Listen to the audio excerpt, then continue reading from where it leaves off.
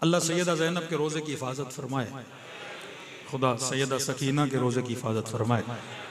बड़ा दुख हुआ, 2 दिन पहले हमारे शाम से आए हुए दोस्त ने बता रहे थे, आपस में बातें हो रही थी कि मौलाना 2 दिन पहले सैयदा की शहादत का दिन, फरमा इस शहादत के दिन में कम से कम बीबी के रोजे में 1,500-2 हज़ार के करीब, उससे भी ज्यादा के रेन लोगों का मजमा होता था।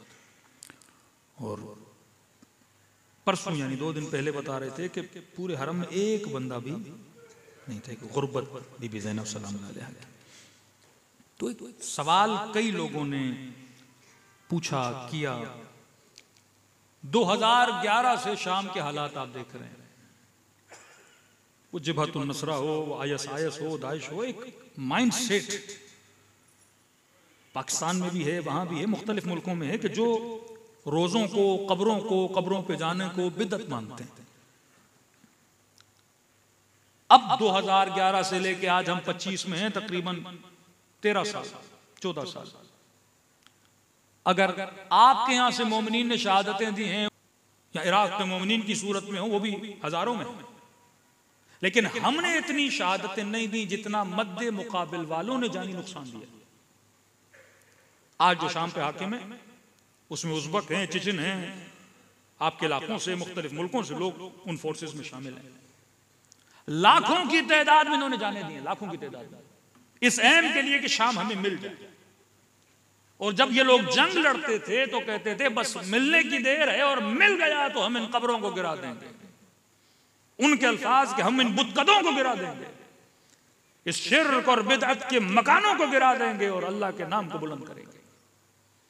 अब बताइए, लाखों जाने देने के बाद जब उनको शाम मिला, उन्होंने कुछ भी नहीं किया।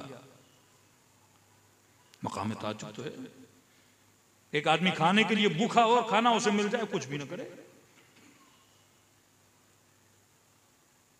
यहां के लोगों को अगर एक पीर और वली की कब्र मिल जाए तो कभी बम से फोड़ देते हैं, कुछ कर। ओ यही वो लोग हैं हुजर इब्न उदैय के कब्र को गिराया, मिसमार किया। यही वो लोग हैं जो जनाबे सकीना जो ज़ैनबिया के शहर के करीब हैं, उनकी कब्र पे बम लगाया। यही वो लोग हैं जो हरमैन अस्करियन को गिराया।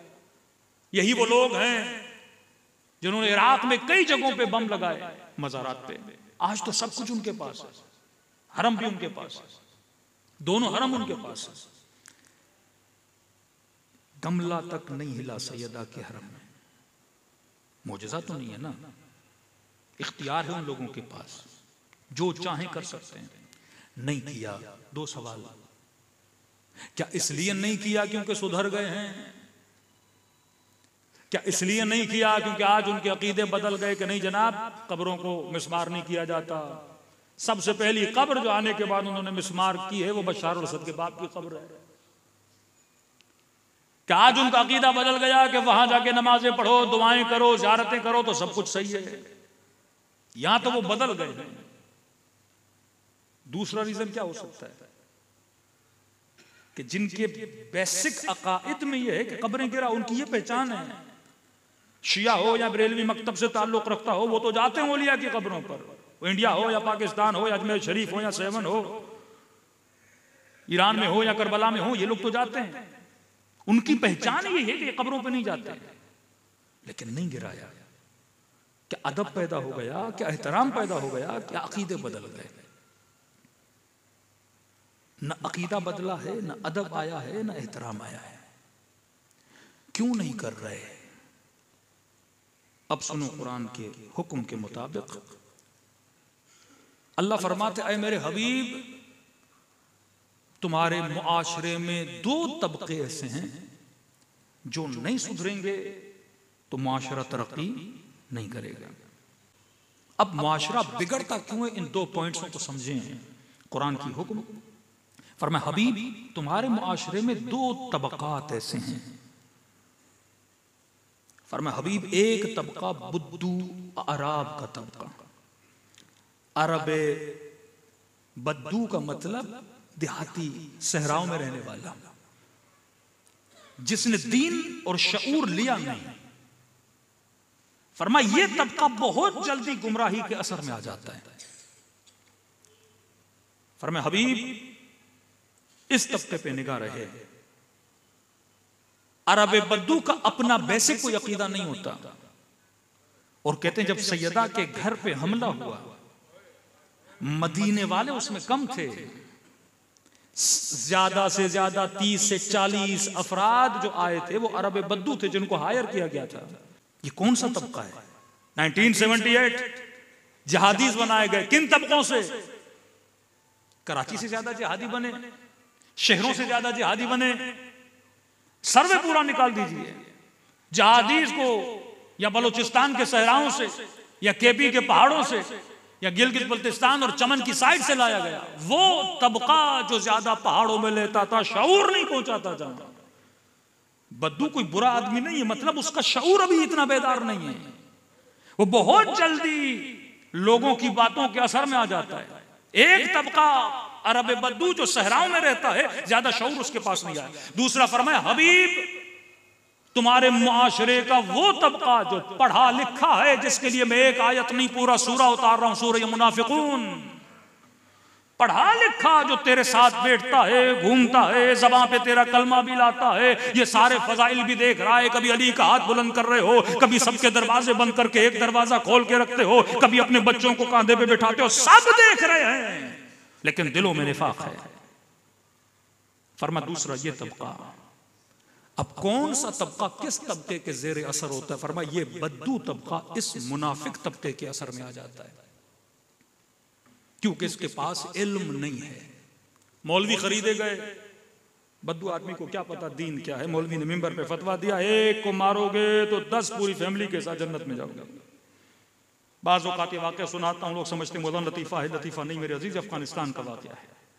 17 साल का जवान जब खुदकुश बम्बार्डमेंट बन के कहीं पे जा रहा था, तो अफगानिस्तान की गवर्नमेंट उसे पकड़ा। बम न फाड़ सका, हाथ पकड़ लिए उसके, उसकी चेकिंग की, पूरा जैकेट वैकेट उसका उतारा, उसकी जेब से 2 चम्मच मिले। हैरत से देखने लगे कि खुदकुश हमला करने गया और चम्मच लेके गया है। का चम्मच किस चीज के?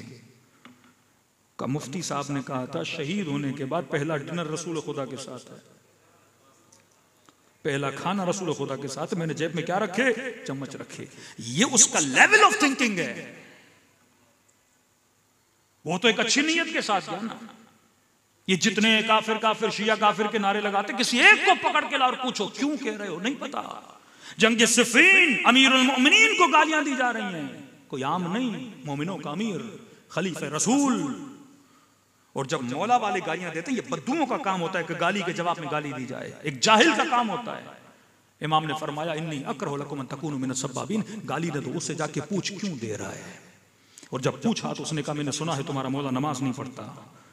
इमाम ने कहा इसको लेकर आ। जब लश्कर में आया, अब ऐसे करन जुहादे समानिया में सबसे ज्यादा इबादत करने वाला रसूल खुदा का सहाबी किसके खेमे में लेकर जा। अब ऐसे करन को उसने देखा कि तुझे पता है अली नमाज नहीं पढ़ते, ही जो सबसे ज्यादा जाहिद है ये मेरे खेमे में क्या कर रहा है। अब इसने कहा मैंने इबादत करना सीखी तो अली से सीखी है। जब इसे दलील मिली तो इसका बद्दूपन खत्म हुआ और अमीर मोमिनीन के लश्कर में शामिल हो गया। मुनाफिक तबके को हायर किया गया ताकि जो कम पढ़ा लिखा तबका है वो उसके ज़ेरे असर आए। यशतरून बिआयातिल्लाहि समनन कलीला, जो खुदा की आयतों को बेचा करते हैं, फतवे देकर मुस्लिम के दिल में मुस्लिम के लिए नफरत को पैदा किया। तो निफाक का तबका असर में लाता है किस तबके को? जो कम पढ़ा लिखा। प्रोपेगंडा सबसे ज्यादा किस पे असरअंदाज होता है? कम पढ़ा लिखा तबका, जिसमें शऊर नहीं पाया जाता। बद्दू लोग अपना ईमान भी बेच देते हैं। अकीदत इतनी होती है कि मौलाना ने फतवा दे दिया, उसके पीछे सब कुछ क्या करते हैं, बगैर रिसर्च के जो कह रहा है सही है या गलत है। शाम में ये जो लश्कर बना 11 साल से लड़ रहे थे, ये बद्दू लोग हैं जो इस लश्कर में हैं।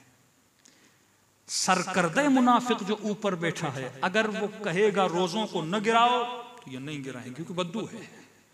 बद्दू का अपना कोई अकीदा नहीं होता। उसे कहेंगे रोजे गिराओ, 1 सेकंड देर नहीं करेगा गिराने में। उसे कहेंगे न गिराओ, वो नहीं गिराएगा, क्योंकि ये वो नहीं सोचता कि मैं जो पहले कर रहा था तब क्यों कर रहा था। जब नहीं कर रहा था तो आज क्यों नहीं कर रहा? जैसे पाकिस्तान में बोलते थे शिया काफिर हैं, फिर इन्हीं के बड़े जब हमारे पीछे नमाज पढ़ने लगे तो ये कौम फिर हमारे पीछे नमाज भी, ये नहीं सोचा कि पहले क्यों कर रहे थे और आज क्यों नहीं कर रहे। तभी अमीरुल मोमिनीन फरमाते हैं जहां जहां शऊर आता है वहां वहां अली पे ईमान आ जाता है। तुम्हारा काम है किसको बढ़ाना? शऊर को बढ़ाना। अब ये जो मुनाफिक तबका ये हर जगह पाया जाता है। हमारे शियों के अंदर जो इख्तिलाफात है ना, एक सादा मौलाई तबका, बिल्कुल सादा, इसे कौन गुमराह करता है? वो मुनाफिक तबका इस्तेमाल करता है। अब फरमाया ये तुमने सोचना है कि कहीं तुम मुनाफिक तबके के अंदर गिरफ्तार न हो जाओ। तुम्हारे अंदर पहचान होनी चाहिए कि हकीकी मोमिन कौन है, और अली का नाम इस्तेमाल करके कहीं कोई तुम्हारे ईमान को चुरा न ले। सलवात पढ़े मोहम्मद वाले मोहम्मद।